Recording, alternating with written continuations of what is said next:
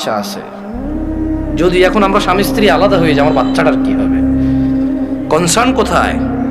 বাচ্চা। আমি কল করলাম, কল করে বললাম, আপনি তালাক হয়েছেন বা হন নাই, আমি কি এরকম কিছু বলছি? বলেছেন না।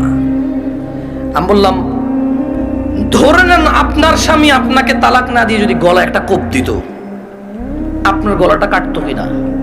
বলে যে কাটতো। আমি বললাম, তালাক দিল, তালাক হবে। এবারে হুঁশে দিছে না বেহুঁশে দিছে, রাগ করে দিছে না আদর করে দিছে, মজা করে দিছে নাকি দুষ্টামি করে দিছে, এইটা ম্যাটার না। আপনার স্বামী যদি আপনাকে 5 তলা বিল্ডিং থেকে রাগ করে অথবা রাগ না করে হাসি মুখে অথবা দুষ্টামি করে যদি আপনাকে ধাক্কা দিত, আপনি কি পড়তেন 5 তলা থেকে? বলে যে পড়তাম। তাহলে আপনার কেন মনে হচ্ছে না যে আপনার স্বামী আপনাকে রাগের মাথায় তালাক দিলে হবে না?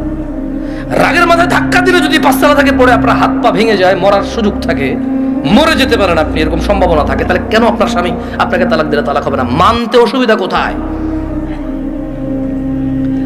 যে আল্লাহ আপনার এই স্বামীকে কবুল বলার পরে ওর সাথে থাকা বৈধ করেছে, সেই আল্লাহই তো 3 তালাক পরিপূর্ণ হয়ে গেলে থাকাটা অবৈধ করেছে।